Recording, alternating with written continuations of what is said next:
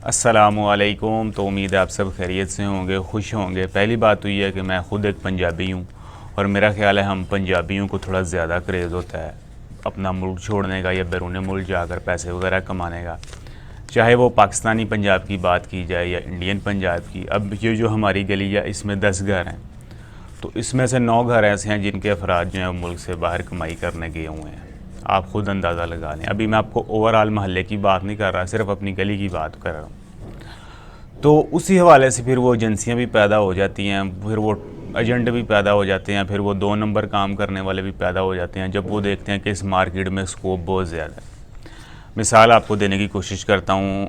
जो भी इंडियन पंजाब से भाई रब्ता करता है, चलो लोकल पाकिस्तानी भी हो सकता है, मैं ये नहीं कह सकता, लेकिन जो भाई इंडियन पंजाब से रब्ता करता है वो किसी न किसी एजेंसी का कार्ड या उनका जो भी इश्तिहार मार्केट में आया होता है वो शेयर करता है कि भाई ये देखो ये इश्तिहार आ रहा है, इस एजेंसी को ये बंदे इतनी तादाद में चाहिए और ये इतनी सैलरी दे रहा है। उसके ऊपर वीज़ा कास्ट वगैरह उन्होंने कुछ नहीं लिखी होती। ये आप पहला इश्तिहार ही दे सकते हैं। इश्तिहार देखने से पहले इस बात पर आप गौर कर लें कि इस इश्तिहार या कार्ड पर किसी किस्म का कोई रजिस्ट्रेशन नंबर या लाइसेंस नंबर नहीं है। बाद में जाते हैं इसकी डिटेल में जी। Urgent required for Malta, 100 shuttering वाले बंदे इन्हें चाहिए।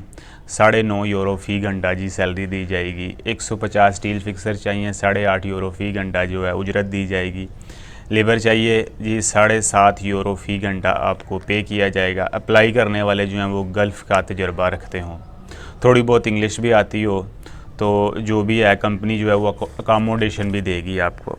अच्छा जी, ये तो सही हो गया। अब जो भाई भी यहाँ पर जाता है ये कहते हैं जी 2 लाख रुपये एडवांस जो है हमें जमा करवा दो, 2 लाख रुपये एडवांस जमा करवा दो, अपना CV और पासपोर्ट वगैरह ये वो डिटेल ले आओ तो आपको वीज़ा जो है वो अप्लाई कर दिया जाएगा। तो फिर जो भी चार्जेस रहेंगे वो चार्जेस रहेंगे। टोटल वीज़ा कास्ट जो है वो 8 से 10 लाख इंडियन रुपीज़ है। इसके बारे में बाद में बात करते हैं। ये एक दूसरा इश्तिहार देख लें। माल्टा यूरोप वास्ते बंदे चाहिए ने जी। स्किल्ड लेबर चाहिए, 1485 यूरो तनख्वाह मिलेगी। ओवर टाइम पा के शटरिंग कारपेंटर 1881 यूरो तनख्वाह मिलेगी। स्टील फिक्सर चाहिए उन्हें 1683 यूरो तनख्वाह मिलेगी। 5 वर्किंग डेज़ आप काम करेंगे, यानी हफ्ते में 2 छुट्टियां भी आपको मिलेंगी। वाह जी वाह, बहुत अच्छा। ये भी यही कह रहे हैं कि तकरीबन 3 लाख रुपये एडवांस जमा करवा दो तो बाद में वीज़ा आएगा तो देखा जाएगा। इसके बारे में भी बात करते हैं। तीसरा इश्तिहार भी देख लें, लगे हाथ। इश्तिहार इतने हैं कि मेरा ख्याल है कि 2-3 घंटे की वीडियो तो आराम से बनाई जा सकती है, लेकिन मकसद इश्तिहार दिखाना नहीं है। मकसद सिर्फ ये है कि जो भी अवेयरनेस हो, बंदा इश्तिहार देख के या सैलरी देख कर उनके पास चला जाता है और जो भी उसके पास जमा पूंजी 2-3 लाख रुपए होती है वो उन्हें दे देता है। बाद में जो भी सिलसिला होता है वो बाद में बात करते हैं। ये एक इटली यूरोप में भी बंदे चाहिए। स्टील फिक्सर चाहिए, बिल्डिंग इलेक्ट्रीशियन चाहिए, प्लम्बर चाहिए, और ये 1000 यूरो तनख्वाह भी ऑफ़र कर रहा है। इंडियन रुपीज़ में तकरीबन 2 लाख रुपये तनख्वाह जो है ये दी जा रही है और 2 लाख रुपये एडवांस मांग रहा है। मेरा ख्याल है कि हमारा ये जहन बन चुका है कि अगर कोई बच्चा पढ़ नहीं रहा तो उसको मुल्क से बाहर भेज देते हैं, या अगर कोई बच्चा सही सोहबत का शिकार नहीं है, उल्टे काम कर रहा है, तो उसकी शादी कर दो तो वो ठीक हो जाएगा। ये अलग बात कि वो शादी के बाद ठीक ना हो, या अगर वो पढ़ाई नहीं कर रहा, आवारा फिर रहा है, तो उसको बाहर के मुल्क भेज दो तो वो कमाई करे या ना करे, ये भी बात की बात है। क्योंकि ऐसे केस भी देखे हैं कि उल्टा घर वालों को पैसे देकर बाहर से मंगवाने पड़े हैं बंदे वापस घर, इतना उन्होंने तंग किया है। ऐसे केस भी होते हैं हमारे कल्चर में, क्योंकि ज़रा ये ज़्यादा हो गया हुआ है। क्योंकि अगर एक बंदा बाहर चला गया तो उसने कोशिश की कोई मैं किसी रिश्तेदार वगैरह को भी साथ ले जाता हूँ, चलो उसका भी भला हो जाएगा। ये वैसे तादाद जो होती है लोगों की बहुत कम होती है।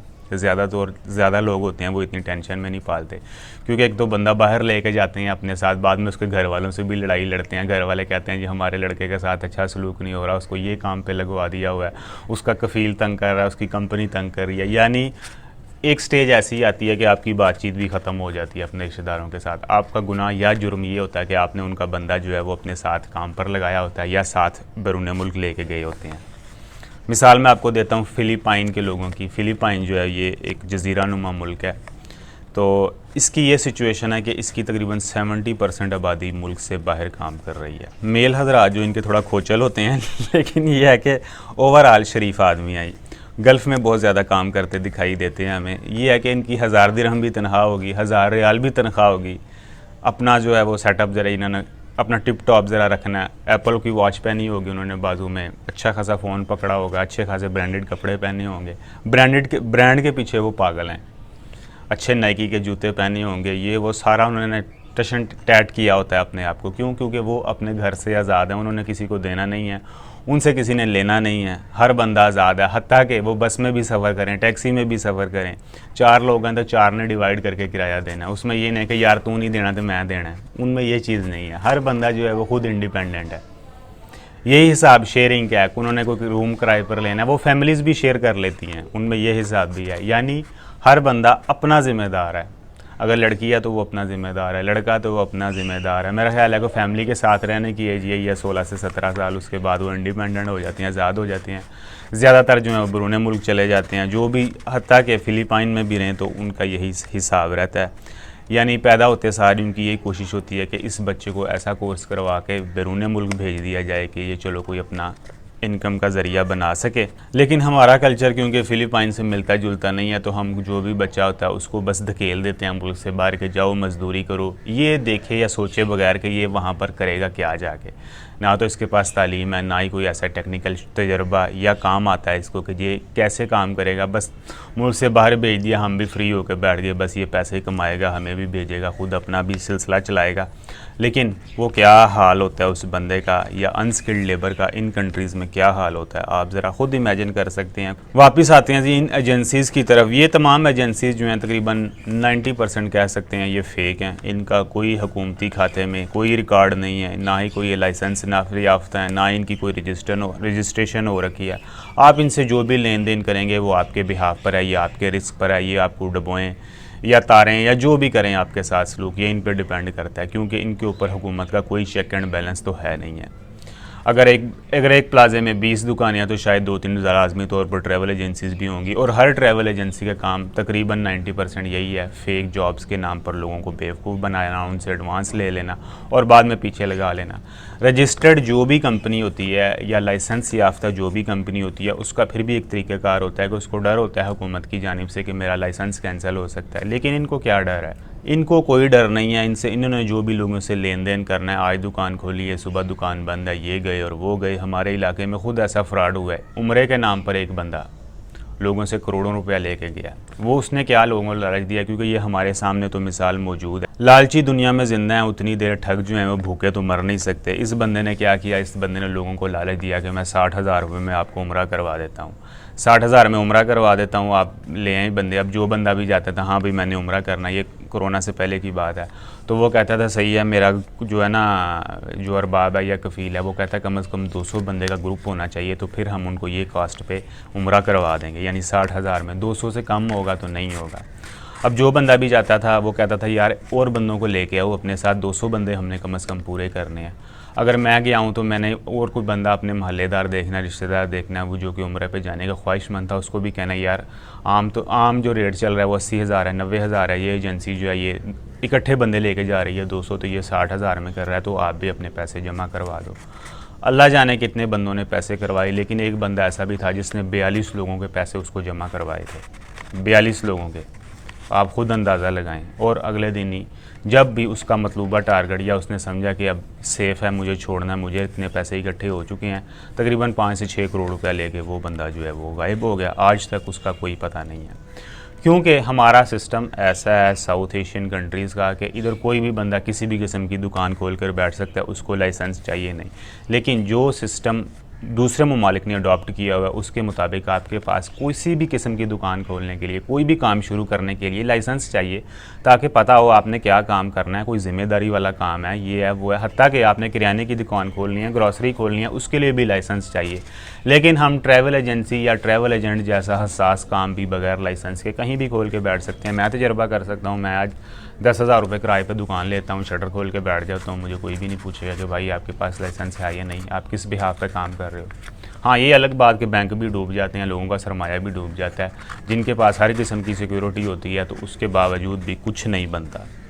लेकिन अगर लाइसेंस हो तो फिर भी कुछ ना कुछ बन सकता है, कि कुछ ना कुछ चेक एंड बैलेंस हो कि ये बंदा क्या कर रहा है, लोगों से कोई फ्रॉड तो नहीं कर रहा। लेकिन जब लाइसेंस के बगैर आप कोई भी काम शुरू कर सकते हैं, तो फिर आपको खुली छुट्टी है 2 नंबरी की। ये आप पर डिपेंड करता है आप लोगों के साथ क्या सलूक करते हैं। वीडियो बनाने का या बातचीत करने का मकसद ये है कि ये तमाम एजेंसीज़ जो होती हैं इनसे आप थोड़ा बच के रहें। सबसे पहले तो आप ये देखें ये रजिस्टर्ड भी है कि नहीं जो मेरे साथ ये डीलिंग कर रही है। ये आज दुकान बंद करके चली जाए, मैं किसको पकड़ सकता हूँ या पूछ सकता हूँ? किसी को भी नहीं पकड़ सकते। आप अपने अपने बिहाफ पर लेन देन किया या जो भी इसके साथ किया, इसमें कोई इशू नहीं है। तो जो भी इंडियन हज़रात या पाकिस्तानी हज़रात, चले मैं पंजाब की बात कर लेता हूँ आज की वीडियो में फ़िलहाल, ऐसी एजेंसी से ज़रा दूर रहें। माल्टा का चलो आजकल हवा चल रही है, नाम बिक रहा है, तो वो उन्होंने कहा चलो माल्टा के पीछे ही लग जाते हैं।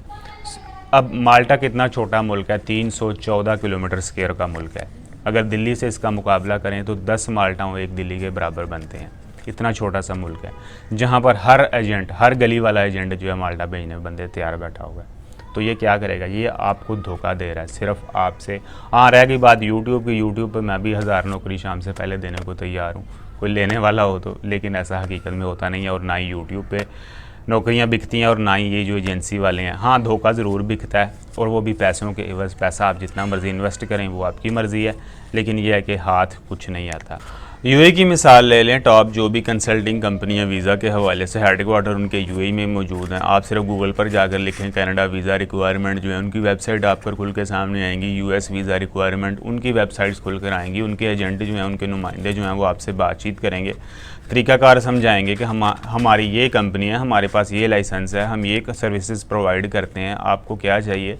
बाकायदा उन्होंने गूगल पर अपने ऐड लगा रखे हैं, टॉप पे उनकी वेबसाइट आ रही हैं, लीगल हैं, लाइसेंस याफ्ता हैं, तो वो ये काम कर रहे हैं ना। इलीगल उठ के तो ये काम नहीं कर सकते। हाँ, वो ये कहते हैं कि सही है, हम आपको कंसल्टेंसी फ्राहम करते हैं, हम कोई वीज़ा तो नहीं बेच रहे यहाँ पे बैठ के। या अगर हमारे पास एम्प्लॉयर हैं तो उनकी ये रिक्वायरमेंट है, अगर आप ये रिक्वायरमेंट पे पूरा उतरते हैं तो हमें बताएं, ये क्राइटेरिया। सिंपल और सादा सी बात है। तो क्या वजह है कि हमारे एरिया या हमारी जो डोमेन है उसमें ये काम क्यों नहीं हो सकता? करने वाले हों कर सकते हैं, नहीं करना तो फिर आपके पास 100 बहाने या 100 हीले हो सकते हैं। ये तो आप पे डिपेंड करता है। तो मेरा ख्याल है वीडियो अब तवील होती जा रही है, इसका अख्ताम यहीं पे करते हैं।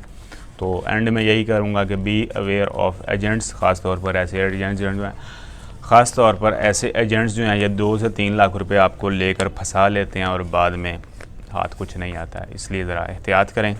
चलें, सही है, अपना ख्याल रखिएगा, चैनल को ज़रूर सब्सक्राइब कीजिएगा। Take care.